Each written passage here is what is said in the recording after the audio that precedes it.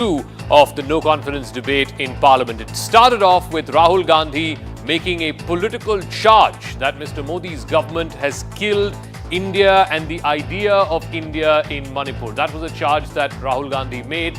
And then subsequently, there was this controversy between Rahul Gandhi and the Treasury benches where the BJP alleged that Mr. Gandhi threw a flying kiss at the Treasury benches, and that became a huge controversy. BJP women MPs, in fact, went ahead and complained to the Speaker.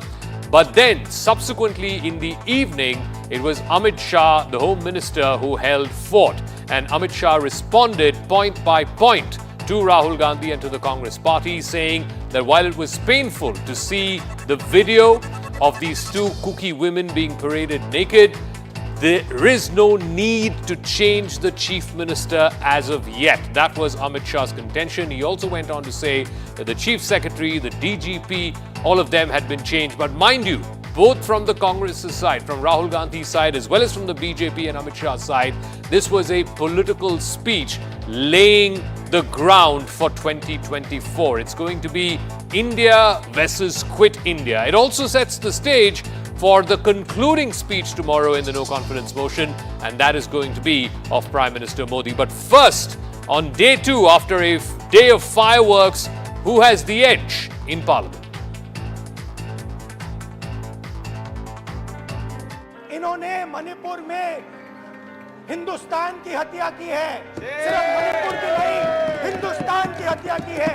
आज तो office में सिर्फ militancy है, ये Congress party ने पैदा किया है। बात करते हैं, भारत माता की हत्या आपने मणिपुर में की।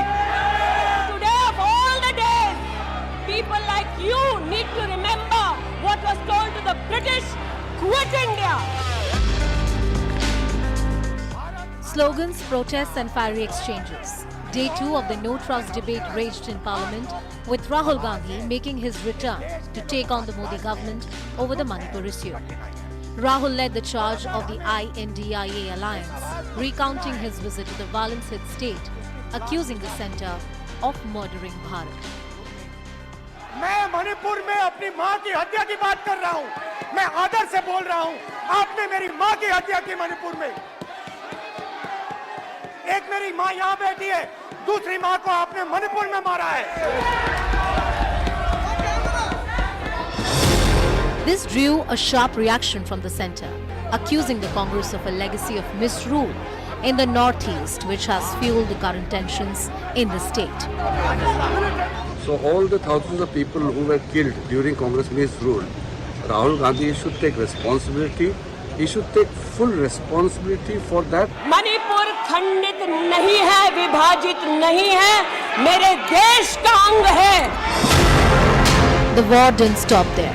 The BJP rained fire on Rahul Gandhi, accusing him of insulting female MPs by ending his speech with a flying kiss. Never before has the misogynistic behavior of a man been so visible in Parliament as what was done by Shri Rahul Gandhi today. Gandhi खानदान के संस्कार में भी एक संस्कार ये है, misogyny और महिलाओं के साथ अभद्र व्यवहार। But the Congress called this a mere diversionary tactic. Smriti Irani's problem is that she is blocked with the hate against Mr. Gandhi, and we all know that thing that Mr. Gandhi spoke about Bhai or Behno in Parliament. He spoke about very clearly that he's brothers and sisters. That is the word he used it in Parliament. The BJP launched the Quick India offensive, targeting the INDIA alliance for corruption, politics and appeasement. But the strongest counter-strike came when Home Minister Amit Shah spoke in Parliament. Modi ji ने आज नारा दिया है, भ्रष्टाचार quit India, परिवारवाद quit India, तुष्टीकरण quit. Day 1 से चर्चा के लिए तैयार थे, मगर वो चर्चा नहीं चाहते, उनको विरोध करना था। मेरी चर्चा से संतुष्ट न होते तो फिर कहते प्रधानमंत्री करें। मैं दो नेताओं को बरोबर याद है, समाजवादी पार्टी के अखिलेश जी और राहुल जी, दोनों ने कहा है तो मोदी वैक्सीन है, देखो लेना मत। और 130 करोड़ लोगों को दोनों डोज लगाकर कोरोना से बचाने का था। यूपीए का चरित्र सत्ता बचाने के लिए भ्रष्टाचार करने का चरित्र है। ये एक अविश्वास का प्रस्ताव ऐसा है जिसमें प्रधानमंत्री और मंत्रिमंडल के प्रति न जनता को अविश्वास है, न सदन को अविश्वास है, और ये विश्वास प्रस्ताव लेकर आए। सबसे ज्यादा धार्मिक और नस्लीय दंगे किसी के शासन में हुए हैं तो श्री जवाहरलाल नेहरू, इंदिरा गांधी और राजीव गांधी के समय में हुए। The Prime Minister is expected to speak in Parliament on Thursday to close out the centre's counter to the opposition. The no trust vote was doomed to fail, given the brute majority of the NDA and the support of the key regional satraps like the BJD and YSRCP. But beyond ushering in Rahul Gandhi's return to Parliament, what has the opposition gained with this battle of optics on the road to 2024? All right, so it was a battle of optics on the road to 2024. Let's bring you up to speed with the attack and counter-attack over the course of what was a fiery day in Parliament, day 2 of this no-confidence motion. Now, Rahul Gandhi's attack in the morning, and this was the highlight of his speech where he said, Bharat Mata, the idea of India, has been killed by the BJP in Manipur. To which Mr. Shah, the Home Minister, has countered by saying, politicizing the violence in Manipur is shameful. He said it was painful to see the video of the two Kuki women being paraded naked, but the politics is even more shameful. Rahul Gandhi said that centre has divided Manipur into two parts between the Kuki-dominated hills and the Meitei-dominated valley or the plains. The extensive peace push in the northeast under the NDA. Mr. Shah gave a whole list of the development projects and the number of times Mr. Modi has visited the northeast in his 9 years as Prime Minister. Rahul Gandhi's attack for Prime Minister Modi: Manipur is not in India, in the context that the Prime Minister has not visited Manipur despite 3 months of violence there. Legacy of misrule, says Mr. Shah, that is the root cause of the Manipur crisis. He gave examples of how there was violence, ethnic conflict in 90s, in 1993, in 1997. Also, Rahul Gandhi going on to attack the Prime Minister, saying his arrogance is that he didn't his arrogance did not let him visit Manipur even once. Mr. Shah countering by saying that previous Congress regimes never took the Northeast seriously, including in the 93 riots, when it was the junior Home Minister who spoke about this issue. The Prime Minister at that time did not care to visit Manipur. Also, Rahul Gandhi, like I said, this was the headline from his speech where he said the BJP has killed the idea of India inside Manipur. Mr. Shah countering this, and this is an attack that Prime Minister started. You will continue to hear this in the run-up to 2024. Quit India of corruption, appeasement and dynastic politics. This is in the Congress's DNA.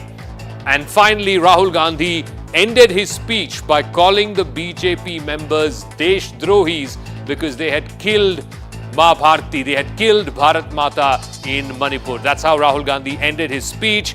One Neta, this is Mr. Amit Shah's counter, that one Neta has been launched and relaunched 13 times in a reference, of course, to Rahul Gandhi. All right, so let's now go across to our guests who are joining us. It was a fiery day in Parliament. We have a full panel joining us on Brass Tacks tonight. GVL Narasimha Rao is Member of Parliament of the BJP.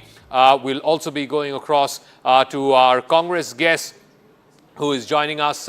That is MK Vishnu Prasad, Lok Sabha Member of Parliament of the Congress. Pawan Verma, author and former Member of Parliament, is also on the broadcast this evening. Lalit Mehta is Group Consulting Editor with Network 18. And Professor Manojit Mandal, political analyst and sympathizer of the TMC, will also be joining us. Let me start with you, GVL Narasimha Rao. Rahul Gandhi, you know, the highlight of his speech was him saying that BJP has killed Bharat Mata in Manipur, that BJP has killed the idea of India and Manipur. You have split Manipur into two, and that the Prime Minister did not bother to visit Manipur even once, did not bother to speak about Manipur in Parliament, and that was his line of attack against you. Your response? Zaka, to me, Rahul looked completely graceless, and also on a very sensitive issue concerning Manipur. The government was willing to speak on this issue from day one. Government was willing for a debate. Home Minister Amit Shah ji on the floor of Parliament, floor of Lok Sabha and also on Rajya Sabha stated more than once that we are ready for a debate, immediate debate for any length of time. But it was the Congress which ran away from the debate, citing some kind of excuse, one or other. Even in Rajya Sabha, the day we passed Delhi bill, Amit Shah ji 2 days ago said we are unprepared for a debate on the 11th because 8th, 9th and 10th Lok Sabha was debating the no confidence motion. It is the Congress which wanted to politicize this entire issue, and saying Bharat Mata has been killed is a comment that is full of I would call it a traitorship. Rather than calling the BJP, we have seen NewsClick reports, what they have stated in New York Times, how Congress party on umpteen occasions has been acting as a propaganda vehicle for the Communist Party of China. We can call them real traitors. The way they have taken money from the embassy of China, Rajiv Gandhi Foundation, the manner in which they signed an MOU with the Communist Party of China, the manner in which Rahul Gandhi secretly meets with Chinese ambassador at the standoff when Doklam, there was a standoff at Doklam for a long period of time. And it is the Congress Party whose trust in India is under question. So their patriotism is under question, really under question. They need to understand, they need to explain. The BJP, the people of this country always stood for the Bharat Mata. Let me ask MK Vishnu Prasad of the Congress Party, this line of attack that Bharat Mata has been murdered in Manipur. Now, nationalism has always been the BJP's strong suit. It was never the Congress's strong suit, as we've seen in the 2019 election in the aftermath of Balakot. Why did Mr. Gandhi choose to make that particular line of attack? Because by attacking Bharat Mata, again, you're giving the BJP a convenient sort of handle, because they can turn around and say that, look, this is exactly what we've been saying all along, that the Congress Party does not stand for India, does not stand for Bharat Mata. That's why in Parliament, Mr. Gandhi said Bharat Mata was murdered in Manipur. Mr. Vishnu Prasad. Thank you very much. First of all, I would like to say BJP is a specialist in lip service. They say so much about Bharat Mata ki Jai, nationalism, patriotism. But Manipur is a part of India. And when Manipur is burning, not because of a particular issue like women and other things, but basically it's a riot. It's a completely constitutional breakdown is happening. After 80 days of the incident, Prime Minister is opening his mouth, that too not inside the Parliament, outside the Parliament. Prime Minister never bothers this Parliament, and he never believes in discussions. See, only when we discuss, we can resolve some issue. But he hates being criticized, he hates being accused of. Then what is the meaning of a Parliament and what is the meaning of a discussion? It is a strange incident that all opposition parties unite together and inviting a Prime Minister for a discussion on Manipur issue. That too, Manipur is burning. See, is not Manipur a part of India, and is not Prime Minister Modi is a Prime Minister for those Manipur people also. Is he not responsible? Okay, Amit Shah said Home Minister wants to give reply, but we are demanding a reply from Prime Minister because Prime Minister is very keen in talking Man Ki Baat. It's a monologue, it's a one way. And he doesn't like entertain anybody to question him also. And the maximum respect he gave to the Parliament is the first day when he saluted the steps of the Parliament. But after that, in the history of Indian politics, nobody ever treated Parliament at such a low level. See, imagine almost 5 years is going to end.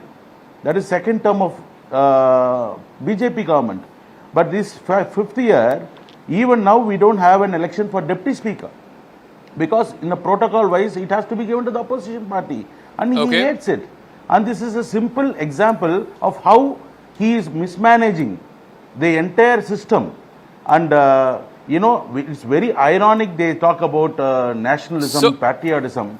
But I am 100% sure by Prime Minister running away to answer all our questions, and we just wanted to resolve the issue. No, so Had we tomorrow had he the will discussion speak. started earlier, He we will would have had a speak. healthy discussion. And see, I'm, tomorrow, and I'm see, pretty sure that he will almost answer. for 2-3 weeks. Yeah, sir. Tomorrow evening, Prime Minister will conclude this See, no confidence almost for debate, and 2-3 I'm pretty weeks, sure that he will let answer him answer, all let your him answer, questions. because Whether it is after that- satisfactory or not, see, we'll leave after it. that, But see, let me go to Pavan Verma. See, we will You know, not have for an me, opportunity sir, to with your counter him, permission, na? let me go to We Pavan will Verma, not have an please. opportunity to counter Yeah, him. let me go to Pavan Verma, please. Pavan Verma, the Home Minister, the one standout thing that that Mr. Home Minister's speech of over 2+ hours was that the BJP and the NDA government of the centre does not find reason enough to change the Chief Minister, Mr. Biren Singh, at this point of time, because according to the Home Minister, the Chief Minister is cooperating. He said whatever other changes we need to make, the Chief Secretary, the DGP, I think there's a Special Security Advisor, all of whom were sent in Delhi, but there is no compelling need yet to change the Chief Minister. Is that something that you buy? Because that is one thing that the opposition has been saying. Yes, the Prime Minister has not visited Manipur, you've not spoken about Manipur, but why are you not changing the Chief Minister? At least it will send a message of confidence down the rank and file in the state to both communities in the state that under someone's watch, law and order has gone down the tube. We are holding that person accountable. Thank you, Zaka. I'll make some broad points to begin with, and then there can be a subject of debate. First of all, this no confidence motion would not have been at all essential, nor is it sustainable, given the numbers, had I think the Prime Minister, on his own volition, as the Prime Minister of the country, as one of the most popular leaders with the greatest amount of influence and authority, agreed right at the beginning to have a debate on Manipur, setting the business of the House aside temporarily under Rule 267. That did not happen, nor did the Prime Minister speak in Parliament on Manipur separately. In fact, he will be speaking perhaps for the first time when he responds to the motion of no confidence. I think if the Prime Minister had led not only his party but the entire country in an act of solidarity involving the opposition to tackle a burning issue like Manipur earlier, we wouldn't have 3 days of Parliament on a no confidence motion. So that's point number one. Point number two, about Biren Singh, I really fail to understand why he has become so indispensable to the BJP when apparently both the Meitei community and the Kuki community have lost confidence in him, except for a matter of prestige that we will not change a chief minister on the pressure of the opposition, but will change our own chief ministers entirely in an entire cabinet when we want to. I think this is a matter which the government should introspect about. We want a solution to Manipur. Now, 2 or 3 general points, if you would like me to speak now, on Mr. Rahul Gandhi's speech and Mr. Amit Shah's speech, Okay. or I can come on that later. All right. I think 1 point each on what you felt was the standout in Rahul Gandhi's speech and the standout in Mr. Amit Shah's speech. 1 point each. Well, I'll tell you something about Mr. Rahul Gandhi. You see, his speech was looked upon with great anticipation because he had been suspended from Parliament, he had returned, and now this was a no confidence motion against the government, which involved substantially Manipur, but a great many other things. I think Rahul Gandhi ji did not. He made an impassioned speech, but I think he did not touch upon the plenitude of issues on which the opposition has been talking about the failures of the government. Unemployment, price rise, rising inequality, authoritarianism. These are issues which I think Rahul Gandhi could have touched upon. Okay. His speech was not really a parliamentary speech. It was a rhetorical speech which had a few rhetorical statements, but it was not what I would have expected to be a substantive speech by a senior leader of the largest party on what the failings of the government are. And most importantly, he said one sentence: you have scattered kerosene across the country and lit a fire. If you are talking of social disharmony, talk about it, please. And as far as Mr. Amit Shah, he used the occasion primarily to give a record from his point of view of what the government has achieved, and to stress the point, apart from the issue of Manipur, that the people have faith in this government and that the opposition is incapable of challenging it. Okay, so let me ask Nalin Mehta this. So, as Pawan Verma said, I think he's right. There was a lot of anticipation to Rahul Gandhi's speech, not least because he was coming back to Parliament after 3+ months of being disqualified. And this was a burning issue, an issue which had held up Parliament for the better part of the last 4 weeks. And the first 10 minutes when he was trying to set the stage with Bharat Jodo and why he undertook Bharat Jodo, I think he rambled a bit. It did get to fiery proportions when he specifically talked about, Bharat Mata has been murdered in Manipur and you've split Manipur into two, so on and so forth. But as he himself said in his speech, this was more a dil ka speech and not a dimag ka speech. Do you think it hit the right places? And of course, a lot of it also got lost, I would say, or maybe negated even by that whole flying kiss act. And naturally, I mean, you can't blame the BJP. The BJP will jump to any fault of what Mr. Gandhi does, like they did with the hug and wink last time. This time they jumped all guns blazing to his alleged flying kiss.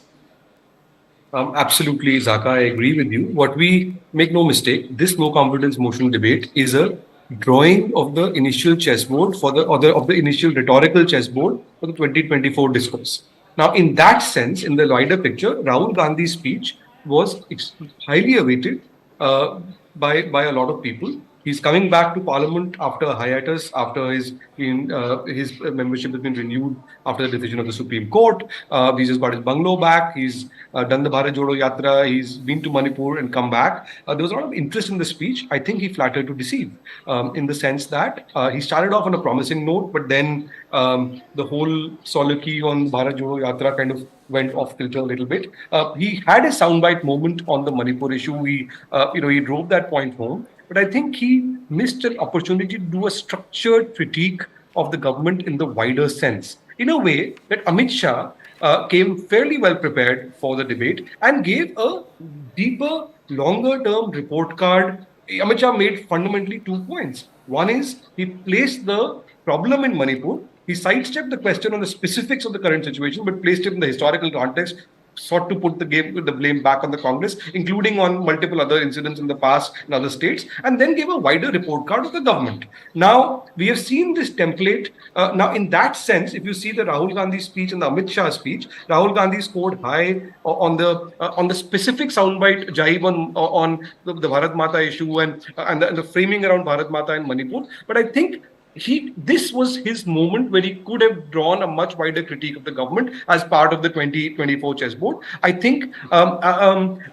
he missed an opportunity here. Also, if you go back to the last no confidence motion when he had winked at Jyotiraditta Scindia, who was on this side of the fence, on his side of the fence at that time, and now the controversy in inverted commas, whether it was controversy or not, but I think it allowed the BJP, this is politics, to puncture some of the discourse around his speech. I think while he started off by saying that he would speak from the heart, a more prepared speech, especially because of the drama yesterday when his speech was postponed and so on, would have been for Congress supporters, that may have been more par for the course than what we saw today. So Riju Datta, this entire debate on Manipur was about women and those 2 women who were paraded naked the crimes against those two women, and in general the plight of the people of Manipur, these two communities, and what has been ravaging their lives over the last 4 months or so.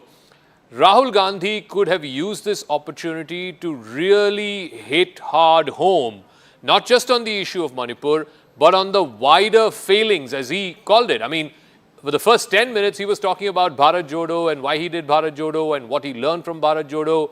But ultimately, he was not able to pierce some of these pressing issues on which he could have very well attacked the Modi government, on which the Modi government's record has not been stellar, whether it is unemployment, whether it is this whole business of divisive politics and so on and so forth. But Mr. Gandhi sort of rambled on for the first 10 minutes. And again, I come back to the point about the flying kiss. It might be a silly controversy, but you cannot fault the BJP for latching on to it, because you can't on the one hand say, "Meri maa ki qatl kiya aap logon ne," and then on the other hand be accused of misogyny. See, if Rahul Gandhi's gesture was wrong inside the parliament, and BJP as the opposition or the, against Rahul Gandhi or against the India Alliance, they will latch on to it. But I think it's a bit rich coming from BJP, because if that is indecency, if that is not allowed, that was inappropriate, then during the 2021 election campaign, when the Honorable Prime Minister came to Bengal and he called the only sitting woman chief minister of the country Didi or Didi, then what was that? What would you call that? So it is a bit rich coming from the BJP, point number one. Point number two, like Pavanji just said very eloquently as always, that even though we know that the numbers are not in our favor for the no confidence motion, we went ahead with that. Why? Because we had all, during the entire monsoon season, we had a absconding prime minister. We had a runaway prime minister. He did speak on Manipur outside the walls of the parliament before the session started for 36 seconds. So it is baffling to me that why he was stopped by the BJP from speaking inside the parliament. And just to get him to speak on the topic, the India Alliance put forward the no confidence motion.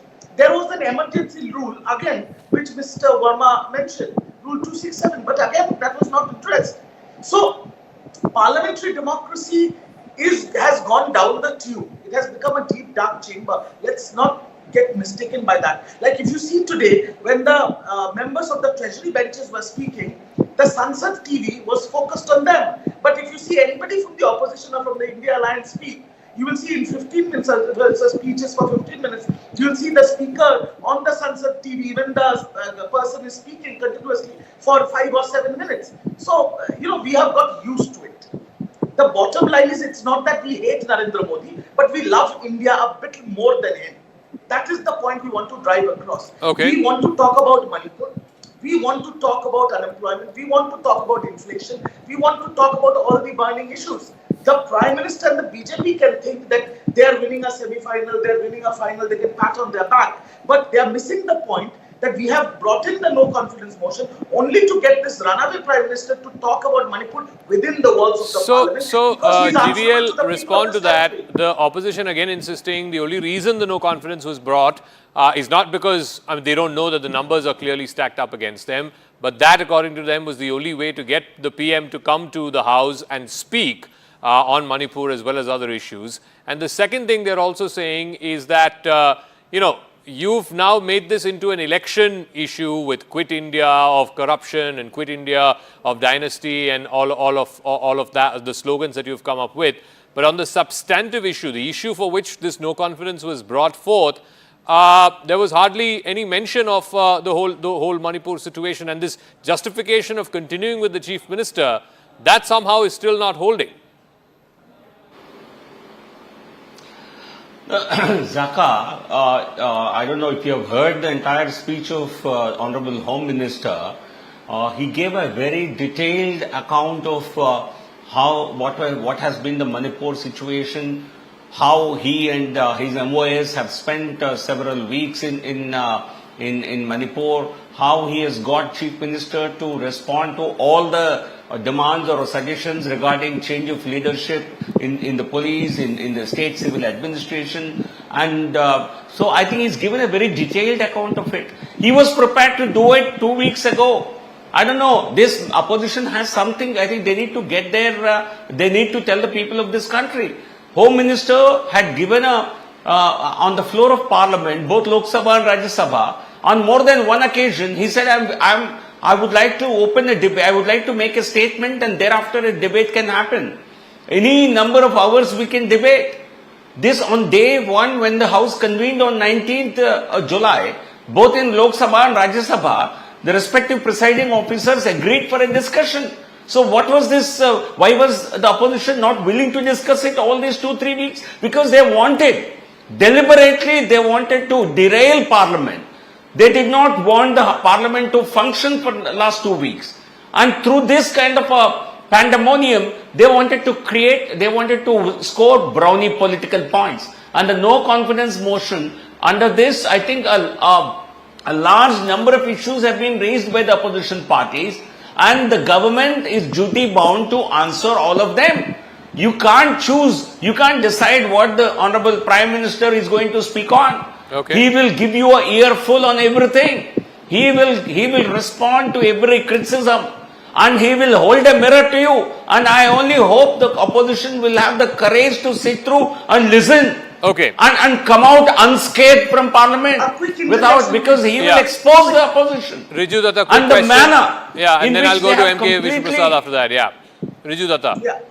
The quickly. Quick question, So I think Honorable Prime Minister, I think he is...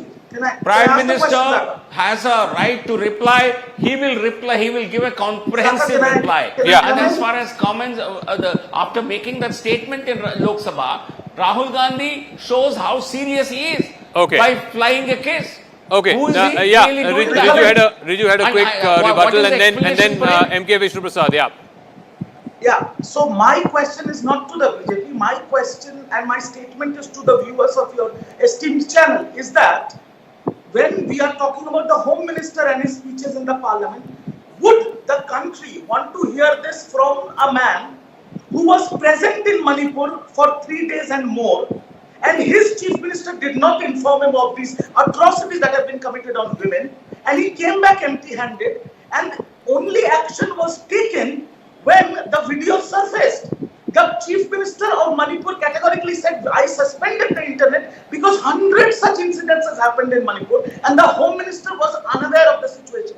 Why should we as Indian citizens want to hear it from this man who is so inept to get records or information from his own Chief Minister who had no clue when he was in Manipur? So let me go back to MK Vishnu Prasad and stick the focus back to what happened in Parliament. And as Pawan Verma said, and as Nalan Mehta said, Mr. Vishnu Prasad, the feeling was that Rahul Gandhi's speech was either not well prepared enough, or he did not use the platform of Parliament to attack the government on a gamut of issues, that at least in the first 10 minutes, his references to Bharat Jodo and what he was trying to do in the Bharat Jodo were meandering. They did not hit the right notes.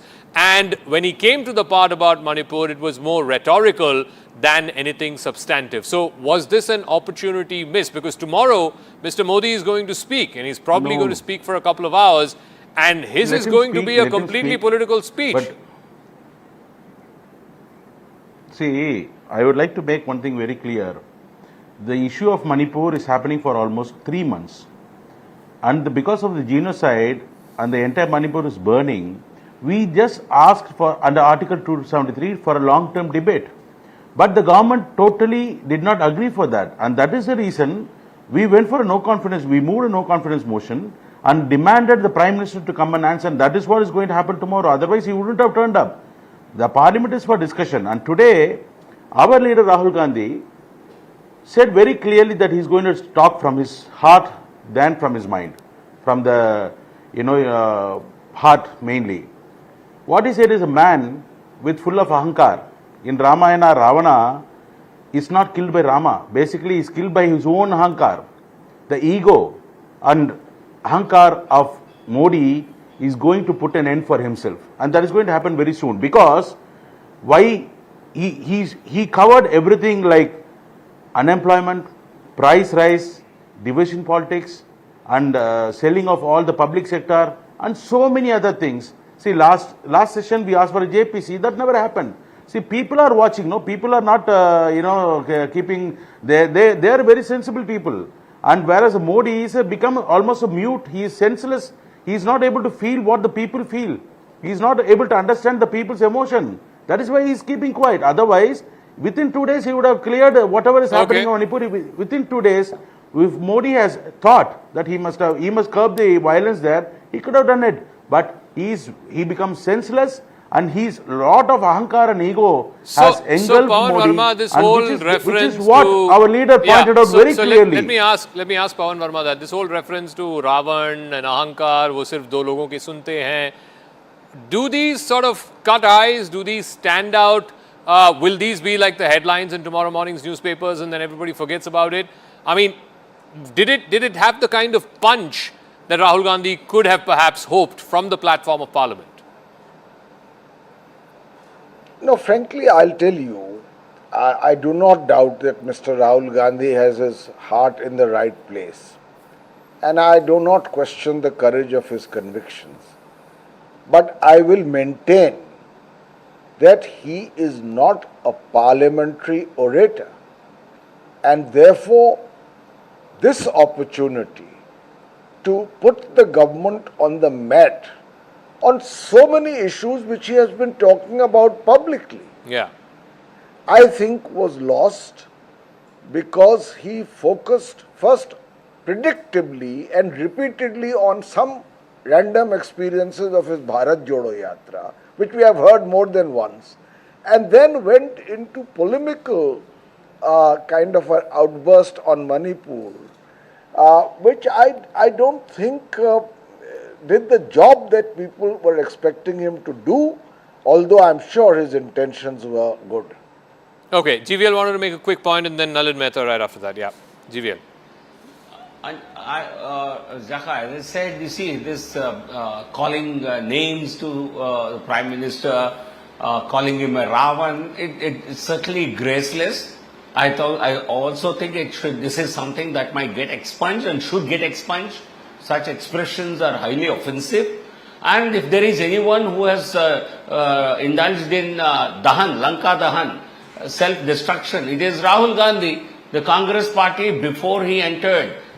Before he became a factor in Congress party, it was in power or it was doing hell and hearty. He has certainly completely brought the Congress party to its current passe. So if there is anyone who has indulged in self-destruct act, it is Rahul Gandhi himself who can take that credit and not the Prime Minister. Again, Nalin Mehta, tomorrow when the Prime Minister speaks, obviously he is going to hit the ball out of the park. He is a wonderful orator. He has done so many times in Parliament. And more worryingly for the opposition, this whole debate will be remembered for Mr. Rahul Gandhi's speech, Mr. Amit Shah's speech, and of course it will be capped by the Prime Minister's speech. And again, this whole framing of Rahul versus Modi, it suits the BJP. The BJP will be happy with that because it is an uneven contest. When Mr. Gandhi was not a member of Parliament for the 4 months that he was not, it became more of a collective thing. Mr. Kharge was the face. There were other, equally important members of the India Alliance, from Mamata Banerjee to Nitish Kumar to Arvind Kejriwal, etc. In a way, they would have been happy that Mr. Gandhi was no longer, the face of that alliance, or at least he had taken a sidestep because he was not in holding any public office. But now that he's back in Parliament and now that he has spoken, and Mr. Modi will surely respond to what he said, does the battle for 2024 once again risk falling under this Modi versus Rahul framing? Yes, Zaka, I think you're right. I think the BJP prefers the Modi-Rahul Gandhi matchup. Having said that, Rahul Gandhi today is a different Rahul Gandhi from the Rahul Gandhi of 2019, also of the Rahul Gandhi of 2021, 2022 until the UP elections, Gujarat elections. How much different it is, that only the hustings will tell us. Having said that, there are 3 points I want to make. The first is that a resurgent Rahul Gandhi, and much was expected from him in this speech. I don't think he's given the wider critique of the government that many thought he would, in the way that he did in the last no confidence motion 3 or 4 or 5 years ago. Second, a stronger Rahul Gandhi politically is also a problem in the NDA alliance, in India alliance. because it creates an issue around, who's the leader and all of that. Paradoxically, the stronger Rahul Gandhi becomes, the more difficult it becomes within the India alliance. Finally, I think we have seen a presentation of stated positions by both the BJP and the opposition. The opposition attack has been dispersed. Like you rightly said, the standout takeaways people will remember will be Amit Shah, Rahul Gandhi, maybe Smriti Irani. But the opposition attack has been largely diffused. It has not been specific on Manipur. And Rahul Gandhi spoke on Manipur, but not so. But beyond that, he didn't give the largest constructive critique. I think Narendra Modi, when he speaks tomorrow, will give a large report card of the way that Amit Shah did, but in his own specific style, in his patented Modi style. And I think in that sense, Rahul Gandhi missed an opportunity here, even though he had a soundbite moment. I think he could have used his time to make a larger structured critique. Since we are seeing a drawing board of the 2024 election, I think it's leaving the play a bit open for Narendra Modi to come in and do what he does. All right. I think you're absolutely right. It is leaving the field open, and surely Mr. Modi is going to play the role of the finisher, if I were to use a cricketing analogy, like a Dhoni or a Hardik Pandya, because he is the concluding speaker of this debate, and he will, as Nalin said, make this almost like a campaign speech, almost setting the tone for the 2024 election. And I think it's going to be a very clear speech that this is what my government has done for the last 9 years, and this is what this bandying of opposition parties, call them by a new name, the India Alliance, this is what they've offered over the last 70 years, and you choose the difference in the last 9 years and the years before that. I think it's going to be a very stark sort of choice that the Prime Minister will present as the choice for 2024, and also this whole theme, which is going to be a running theme throughout between now and 2024. You've got India on the one side and quit India of corruption, dynasty and appeasement on the other, and this is the choice that the people of India have to make. As I thank all our guests, I want to, and as we take a break, in fact, before we do that, I want to run you some of the highlights from what has been a fiery day in Parliament. Like I said, it started with Rahul Gandhi's speech, then there was a fiery retort by Smriti Irani, but it was capped off by the final act of the day, which was Home Minister Amit Shah in a point-by-point rebuttal of all the attacks of the opposition on a whole gamut of issues, and also specifically on Manipur. So we're going to play out excerpts of that. Thank you very much for tuning in. एक भ्रांति देश भर की जनता के सामने फैलाई गई है कि यह सरकार मणिपुर पर चर्चा के लिए तैयार नहीं है। मैं आज भरे सदन के अंदर आपके माध्यम से सदन को बताना चाहता हूं कि सदन आहूत भी नहीं हुआ था। मैंने पत्र लिखकर अध्यक्ष जी से मांग की थी कि मैं चर्चा के लिए तैयार हूं, इसमें समय मर्यादा मत बढ़ाइए। प्लीज बैठो बैठो बैठो please please please please.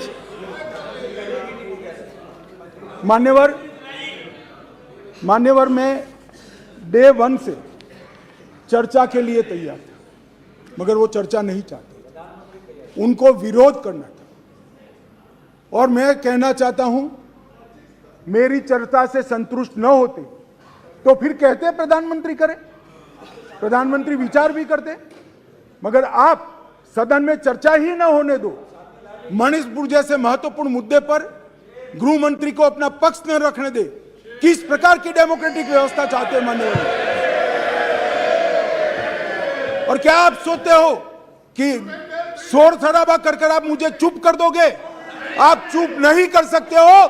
130 crore की जनता ने हमें चुनकर यहां भेजा है। इस सदन में एक ऐसे नेता है जिनको आज तक 13 बार राजनीति में लॉन्च किया गया है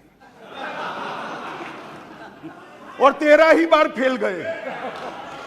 उनका एक लॉन्चिंग मैंने देखा है, उनका एक लॉन्चिंग यहां सदन में हुआ था। एक गरीब मां कलावती या ऐसा कुछ नाम था, कलावती, बुंदेलखंड की बहन कलावती, उसके घर वो नेता भोजन करने गए और यहीं पीछे बैठकर गरीबी का बड़ा दारुण वर्णन, द्रवित हो जाए ऐसा वर्णन कर दिया। ठीक है भाई, अच्छा किया, आप इतने बड़े व्यक्ति होकर गरीब कलावती के घर पर भोजन पर गए, उसका भोजन कर लिया और इसकी वेदना को यहाँ वाचा दे दी। मगर बाद में इनकी सरकार 6 साल चली। मैं पूछना चाहता हूं वो कलावती का क्या करा? वो कलावती को घर, बिजली, गैस, शौचालय, अनाज, स्वास्थ्य ये सब देने का काम नरेंद्र मोदी ने। मगर जब वैक्सीनेशन आया और उनको लगा कि तो देश बच जाएगा, तो मोदी वैक्सीन। मैं 2 नेताओं को बरोबर याद है, समाजवादी पार्टी के अखिलेश जी और राहुल जी, दोनों ने कहा है तो मोदी वैक्सीन है, देखो लेना मत, टेस्टिंग भ्रांति। और मान्यवर जनता ने वैक्सीन लेना शुरू किया। मोदी सरकार ने चाय पिलाकर वैक्सीन दी, फ्री ऑफ कॉस्ट वैक्सीन दी, पहला डोज दिया, दूसरा डोज दिया और 130 करोड़ लोगों को दोनों डोज लगाकर कोरोना से बचाने का। मान्यवर 25 लाख करोड़ रुपया इस देश की 130 करोड़ की जनता इसको सीधा प्रसारण देख रही। मैं आपके माध्यम से देश की जनता को बताना चाहता हूं, 1 पैसे के कमीशन के बगैर, कटकी के बगैर 25 लाख करोड़ रुपया देश के गरीबों के बैंक अकाउंट में सीधा ट्रांसफर।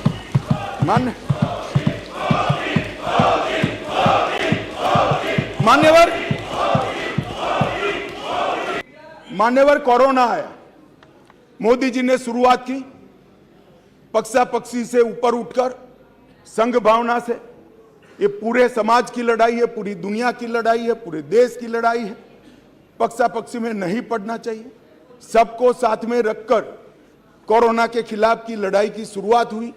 और मैं आज भी कहता हूं, मैं आज भी मानता हूं कि कोरोना के खिलाफ भारत सफलता से लड़ पाया है। उसका एकमात्र कारण है सभी जगह दुनिया में कोरोना के खिलाफ सरकारें लड़ी, भारत में केंद्र सरकार, राज्य सरकार और 130 करोड़ लोग एक साथ लड़े हैं।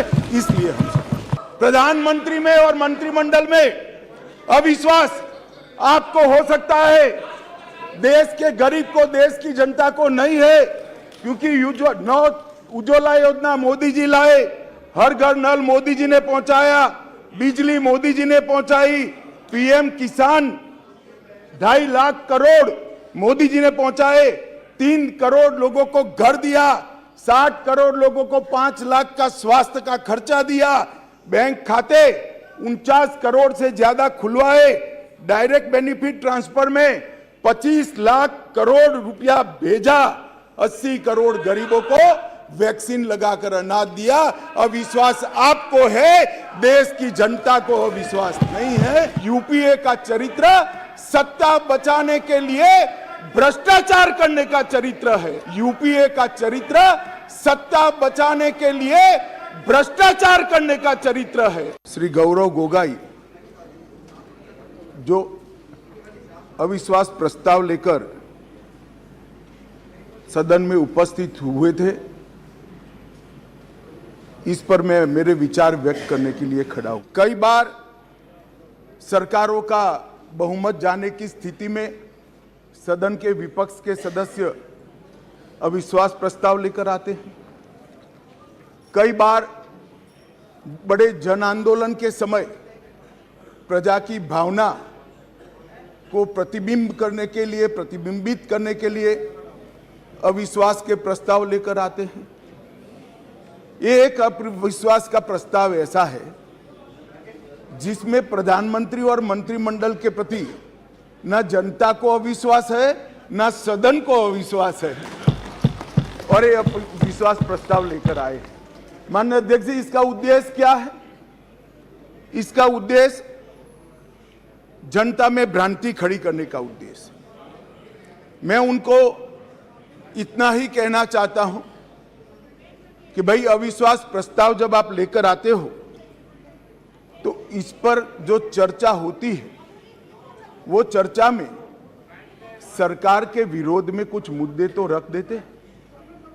मैंने पूरे भाषण ध्यान से सुने और पूरे भाषण ध्यान से सुनने के बाद मैं निश्चित रूप से निर्णय पर पहुंचा हूं, ये अविश्वास प्रस्ताव केवल और केवल भ्रांति खड़ा करने के लिए लाया गया है, ये प्रजा की इच्छाओं का प्रतिबिंब नहीं। सबसे ज्यादा धार्मिक और नस्लीय दंगे किसी के शासन में हुए हैं तो श्री जवाहरलाल नेहरू, इंदिरा गांधी और राजीव गांधी के समय में हुए।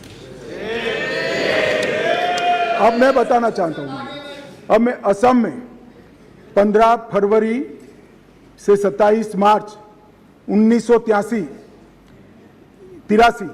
750 लोग मारे गए। आंध्र प्रदेश 6 दिसंबर 1990 से 91 हैदराबाद 143 लोग मारे गए। उत्तर प्रदेश 13 अगस्त 1980 मुरादाबाद 2 ही दिन में 1000 लोग मारे गए। मान्यवर उत्तर प्रदेश 18 मई से जुलाई 23 1927 मेरठ 187 लोग मारे गए। उत्तर प्रदेश 7 से 31 दिसंबर अलीगढ़ 112 लोग मारे गए। मान्यवर गुजरात फरवरी 18 से जुलाई 31 1985 206 लोग मारे गए। झारखंड 183 लोग 67 में मारे गए। मान्यवर पश्चिम बंगाल 16 मार्च 1964 राउरकेला कलकत्ता 1000 से अधिक लोग मारे गए। बिहार जमशेदपुर 120 लोग मारे गए। मान्यवर के दंगे हर बार हुए, मगर दंगों को हमने कभी पार्टी के साथ नहीं जोड़ा। हमने कभी दंगों का जवाब देते हुए किसी गृह मंत्री को नहीं रोका है। हमने कभी सदन को बैन में नहीं लिया है। हमने कभी 15-15 दिन तक सदन की कार्यवाही को समाप्त नहीं किया है।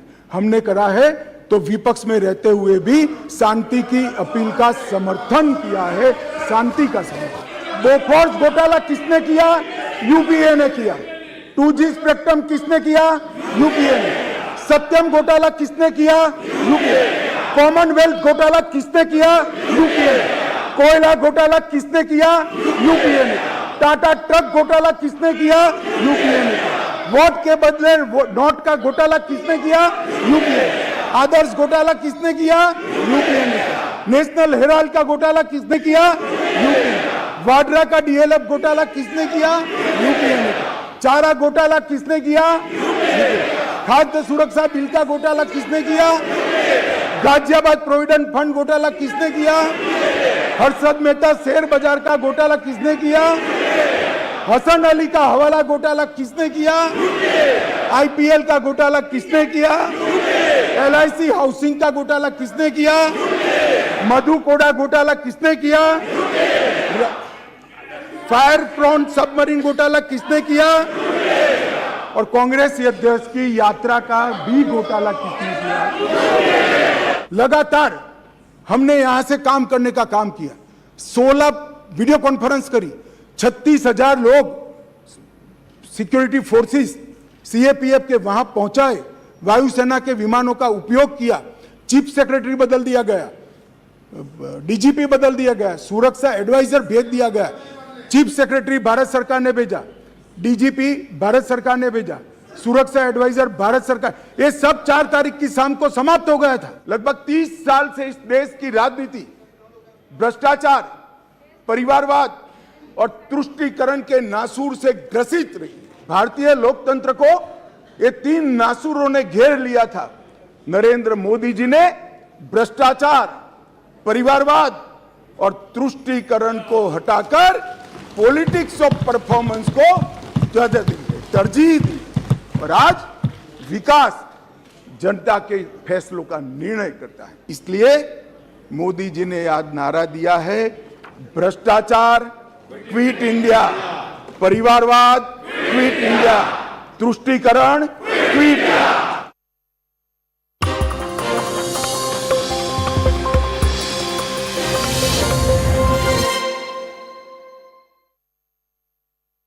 Presented by Rahul Gandhi, the highlight of his speech was him saying that BJP has killed Bharat Mata in Manipur, that BJP has killed the idea of India and Manipur, you have split Manipur into two, and that the Prime Minister did not bother to visit Manipur even once, did not bother to speak about Manipur in Parliament, and that was his line of attack against you. Your response? Zaka, to me, Rahul looked completely graceless, and also on a very sensitive issue concerning Manipur. The government was willing to speak on this issue from day one. Government was willing for a debate. Home Minister Amit Shah ji on the floor of Parliament, floor of Lok Sabha, and also on Rajya Sabha stated more than once that we are ready for a debate, immediate debate for any length of time. But it was the Congress which ran away from the debate, citing some kind of excuse, one or other. Even in Rajya Sabha, the day we passed Delhi bill, Amit Shah ji 2 days ago said we are unprepared for a debate on the 11th because 8th, 9th and 10th Lok Sabha was debating the no confidence motion. It is the Congress which wanted to politicize this entire issue, and saying Bharat Mata has been killed is a comment that is full of I would call it a traitorship.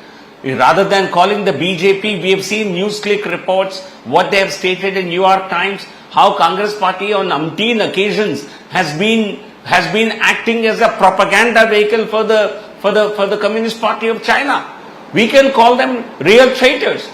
The way they have taken money from the embassy of China, Rajiv Gandhi Foundation, the manner in which they signed an MOU with the Communist Party of China, the manner in which Rahul Gandhi secretly meets with Chinese ambassador at the standoff when Doklam, there was a standoff at Doklam for a long period of time. And it is the Congress Party whose trust in India is under question. So their patriotism is under question, really under question. They need to understand, they need to explain. The BJP, the people of this country always stood for the Bharat Mata. Let me ask MK Vishnu Prasad of the Congress Party, this line of attack that Bharat Mata has been murdered in Manipur. Now, nationalism has always been the BJP's strong suit. It was never the Congress's strong suit, as we've seen in the 2019 election in the aftermath of Balakot. Why did Mr. Gandhi choose to make that particular line of attack? Because by attacking Bharat Mata, again, you're giving the BJP a convenient sort of handle, because they can turn around and say that, look, this is exactly what we've been saying all along, that the Congress party does not stand for India, does not stand for Bharat Mata. That's why in Parliament, Mr. Gandhi said Bharat Mata was murdered in Manipur. Mr. Vishnu Prasad. Thank you very much. First of all, I would like to say BJP is a specialist in lip service. They say so much about Bharat Mata ki Jai, nationalism, patriotism. But Manipur is a part of India. And when Manipur is burning, not because of a particular issue like women and other things, but basically it's a riot. It's a completely constitutional breakdown is happening. After 80 days of the incident, Prime Minister is opening his mouth, that too not inside the Parliament, outside the Parliament. Prime Minister never bothers this Parliament, and he never believes in discussions. See, only when we discuss, we can resolve some issue. But he hates being criticized, he hates being accused of. Then what is the meaning of a Parliament and what is the meaning of a discussion?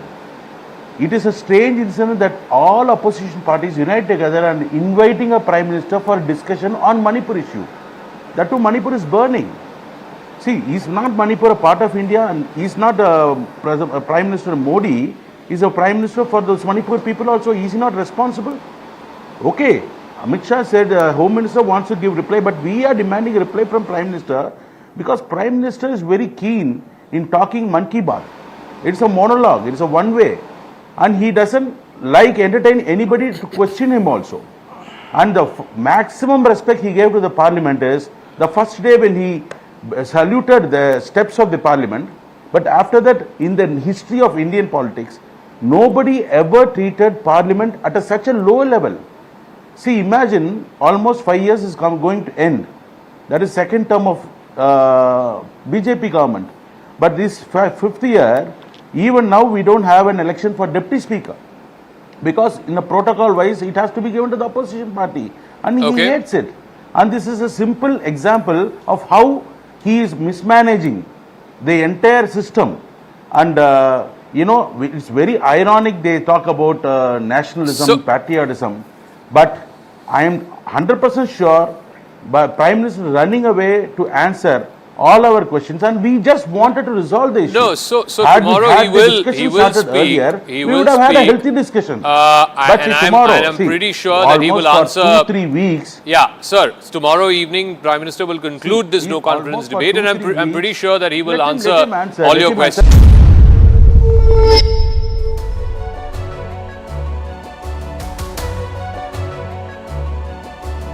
Hello, Namaskar. This is First Post and you're watching Vantage with me, Palki Sharma.